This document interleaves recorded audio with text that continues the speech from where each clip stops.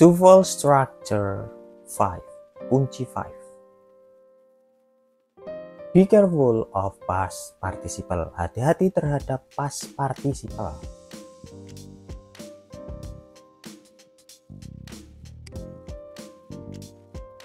Be careful of past participle. Hati-hati terhadap past participle. Past participle dapat menyebabkan kebingungan dalam soal struktur karena ia dapat berupa kata sifat atau bagian dari kata kerja. Sama halnya dengan present participle pada kunci sebelumnya, past participle bisa berupa kata kerja maupun kata sifat. Past participle adalah bentuk kata kerja yang muncul didahului be seperti am, is, are, was, were, dan have, has, had. Biasanya pembentukannya diakhiri ed untuk yang reguler. Contohnya seperti offered, listed, suspected, dan lain sebagainya. Tetapi ada juga banyak past participle tak beraturan dalam bahasa Inggris. Contoh seperti eat, ate, eaten, dan lain sebagainya. Nah, secara fungsinya bisa sebagai kata kerja. Contoh, the family has purchased a television. Keluarga itu telah membeli sebuah televisi. The poem was written by Paul. Puisi itu telah ditulis oleh Paul.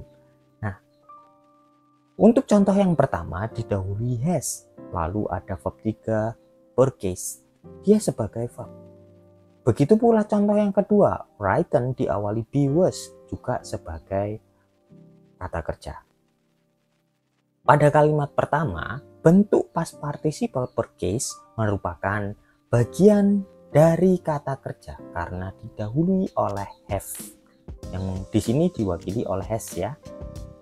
Sementara yang kedua, past participle written juga merupakan bagian dari kata kerja karena didahului oleh be, atau di sini ditulisnya was ya, karena kita contohkan untuk yang lampau. Mereka semua sebagai verb. Jadi past participle-nya fungsinya sebagai verb. Sedangkan pada adjektif past participle dapat menjadi kata sifat apabila tidak disertai atau didahului be ataupun have. Contoh, the television purchased yesterday was expensive. Televisi yang dibeli kemarin itu mahal. The poem written by Paul appeared in the magazine. Puisi yang ditulis oleh Paul muncul di majalah. Nah, bila kita perhatikan purchase untuk contoh yang pertama tidak didahului have, has, seperti yang contoh di verb ada has purchase. Di sini kita hanya pakai purchase. Jadi dia tidak berfungsi sebagai verb melainkan adjektif. Terus kata kerjanya yang mana? Kata kerjanya yaitu si was-nya yang belakang ya, was-nya. Verb intinya was. Sedangkan contoh yang kedua ada the poem written by Paul appeared in magazine. Written-nya tidak diawali was seperti contoh yang pertama ada was written. Sekarang hanya written saja. Maka dia fungsinya bukan lagi sebagai kata kerja, melainkan sebagai kata sifat. Terus kata kerja intinya yang mana? Kata kerja intinya yaitu appear. Ya, jadi bedakan ciri mudahnya kalau past participle sebagai verb ya didahului have atau be ya, keluarga have atau keluarga be. Sedangkan kalau yang sebagai adjektif tidak didahului have atau be. Nah, itu mudahnya. Memang nanti ada catatan-catatan tertentu ketika didahului be juga bisa sebagai adjektif. Itu nanti lanjutannya ya. Untuk ini kita fokuskan dulu yang sebagai kata sifat. Nah, ini tadi lanjutan penjelasannya. Dalam kalimat pertama, purchase adalah adjektif bukan verb karena tidak disertai bentuk be atau have dan ada sebuah verb was di dalamnya ya, di belakangnya maksud saya. Sedangkan dalam kalimat kedua, written adalah adjektif juga, bukan verb. Karena tidak disertai bentuk be atau have.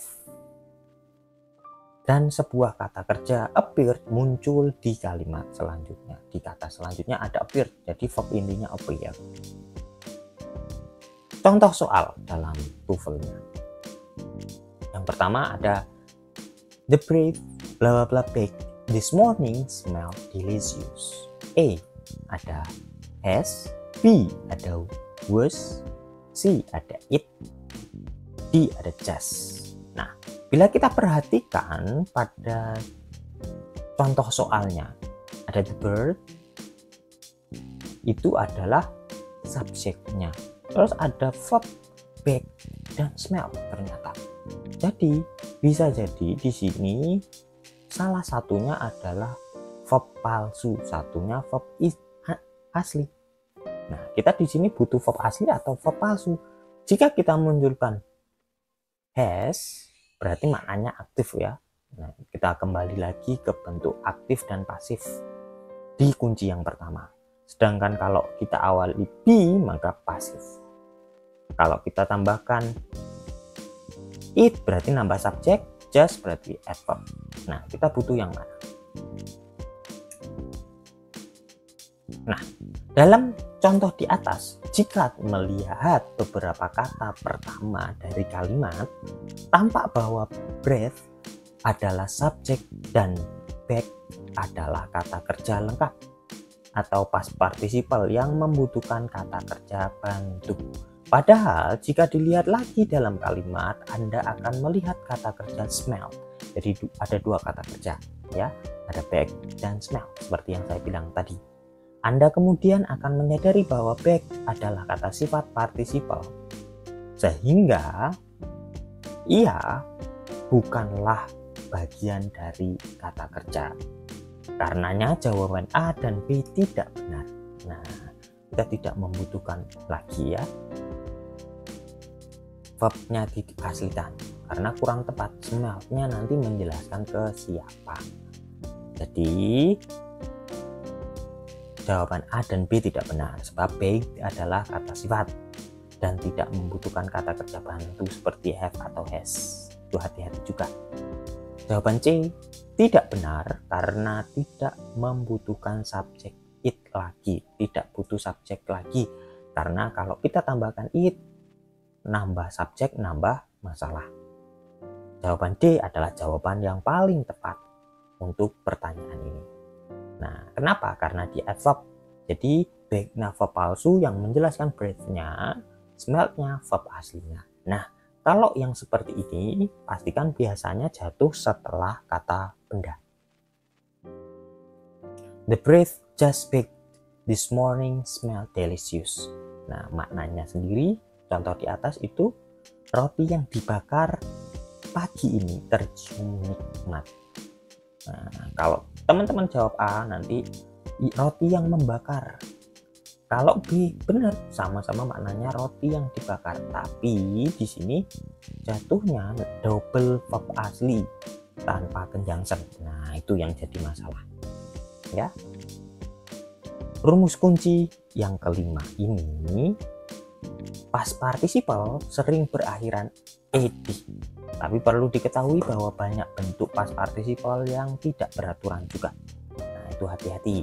Banyak kata kerja termasuk yang berakhiran ed dapat membingungkan. Nah, banyak verb itu simple past ya. Banyak untuk yang akhirannya d atau ed itu bisa berbentuk simple past juga atau verb 2. Kata kerja berakhiran ed biasanya merupakan simple past tadi, past participle dan adjektif. Jadi hati-hati juga, dia bisa juga berbentuk simple past atau verb 2.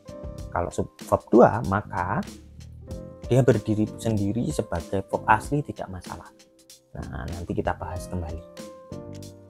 Contoh lainnya, she painted this picture. Nah, di sini kan ada verb akhiran ed, painted.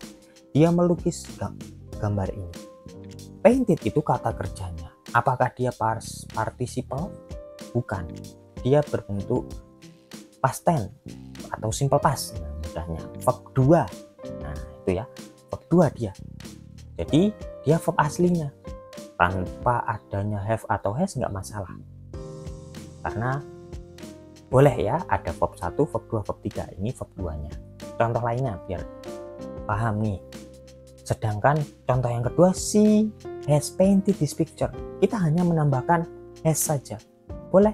Boleh. Tapi bedanya kalau painted saja itu bisa jadi verb 2. Kalau has painted dia verb 3 jatuhnya, karena verb yang jatuh setelah has itu adalah verb 3, nggak bisa verb 2. Verb 2 itu berdiri sendiri. Contoh lainnya, the picture painted by Karen is now in a museum. Nah kalau seperti ini, setelah kata benda terus ada verb ed, ada pp, biasanya kebanyakan verb 3 dia atau past participle. Karena di belakangnya kita ada kata kerja is. Nah, jadi dia bisa dianggap kata kerja past participle atau bentuk verb 3. Dia verb palsu. Verb aslinya yaitu is ya. Dibedakan seperti ini. Maknanya gambar yang dilukis oleh Karen sekarang ada di museum. Oke, kita lanjutkan ke latihan kunci yang kelima ya. The tea plant, an evergreen scrub, plant 2-3 to 5 feet high, blah blah blah, milk, semi-tropical climate in which to grow. A. The need for. B. It needs. C. To need. D. Needs a. 20 detik untuk menjawab pertanyaan yang ada di sini.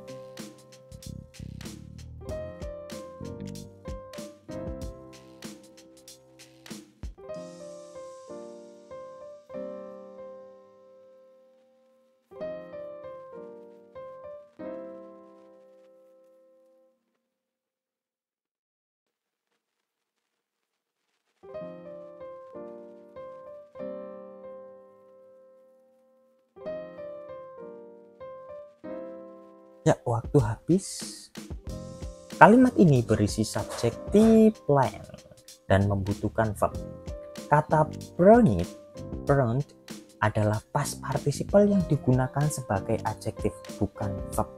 Maka di sini kita masih butuh verb lagi ya. Poin D adalah jawaban yang tepat karena berisi verb needs. Verb SIS itu pasti verb asli ya.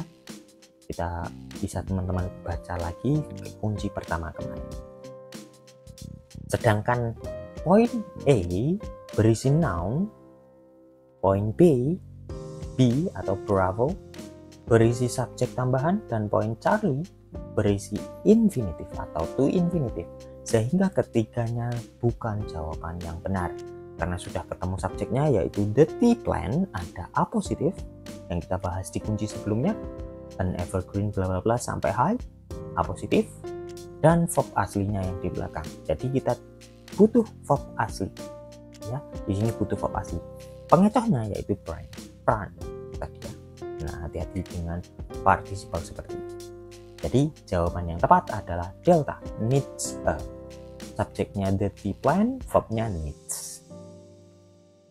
Number 2, the Statue of Liberty completed in Paris in 1884. Blah blah blah in New York Harbor in 1886. A. The unveiling. B. To unveil. C. It unveiled. D. Was unveiled. 20 detik untuk menjawab.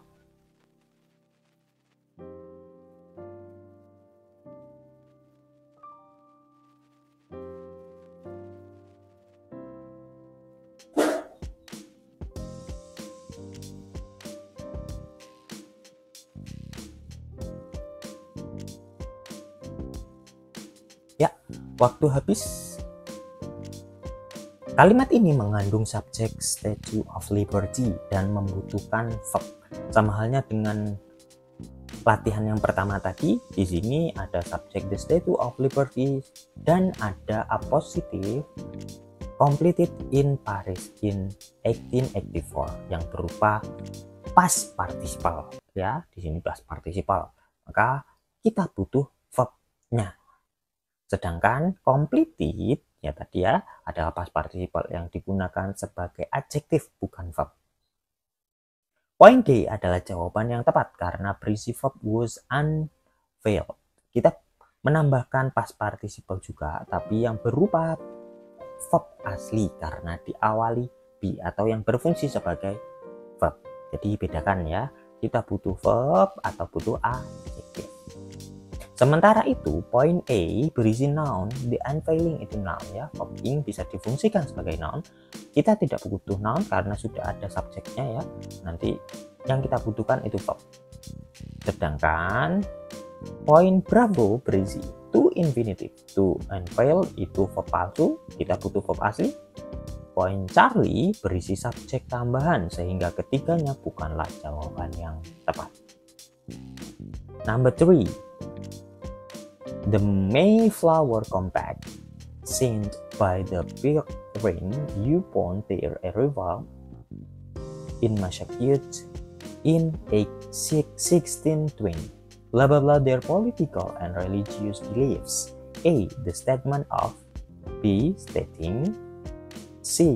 With a statement of. D. Stated. 20 detik untuk menjawab.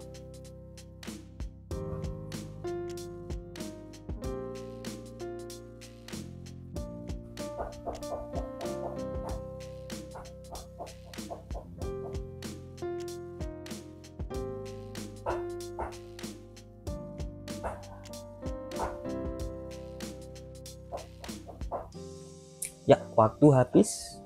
Kalimat ini mengandung subjek Mayflower Compact dan membutuhkan verb. Sedangkan signed adalah past participle yang digunakan sebagai adjektif, bukanlah verb.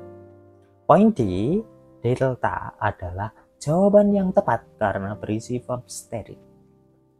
Sementara itu, point A berisi noun, the statement of. Padahal sudah ada subjek tadi ya, kita butuh verb.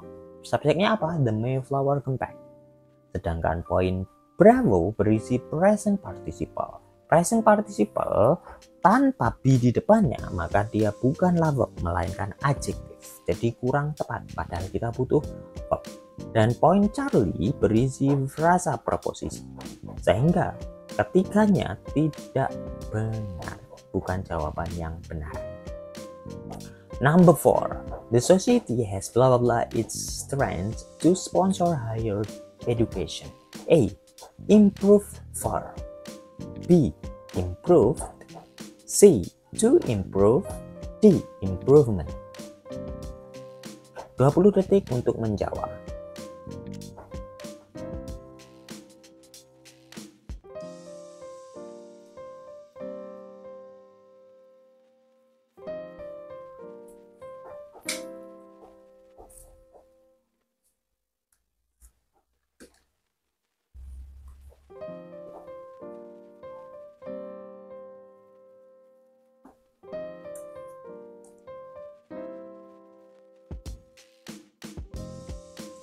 Waktu habis. Kalimat ini membutuhkan verb. The society merupakan subjek bentuk tunggal sehingga menggunakan has ya, sehingga ada verb bantu has. Bentuk kalimat ini jenis present perfect sehingga dapat menggunakan has plus past participle. Jadi, jawaban yang paling benar adalah Bravo, improve. Setelah have, pasti verb 3. Ya, pasti verb 3. Bisa nggak pakai verb 2, verb 1? Bisa. Nanti maknanya harus. Bedanya gitu ya. Nanti harus. Jadi, sebenarnya Charlie bisa benar, cuma nanti maknanya harus mengimprove. Sebenarnya secara struktur benar juga Bravo. Charlie maksud saya. Sedangkan kalau alpha pasti salah, have ketemu satu salah. Kalau yang delta Salahnya kenapa? Karena improvement adalah kata benda. Kata benda. Jika diikut setelah has kata benda, di belakang ada kata benda lagi tanpa ada kata sambung, salahnya di sana ya. Nggak ada kata sambungnya.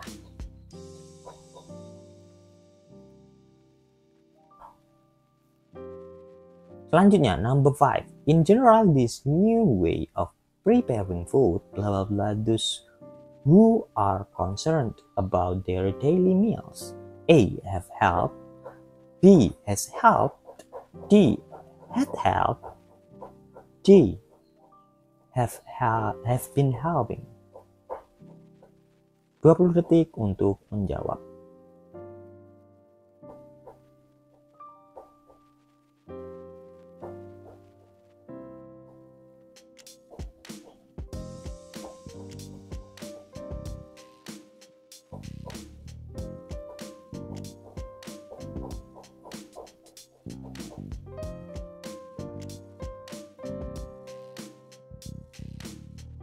Ya, waktu habis. Subjek kalimat ini adalah this new way of preparing food. Subjek tersebut tergolong tunggal. Maka kalimat ini harus menggunakan has plus past participle. Jawaban alpha dan delta pasti salah ya, karena have itu untuk benda jamak. Sedangkan Charlie bisa jadi benar karena had itu untuk semua subjek. Tapi di sini teman-teman ada R yang menentukannya. Itu kan present, maka kita cari yang present juga. Maka jawaban yang paling tepat adalah Bravo, has helped. Thanks for watching.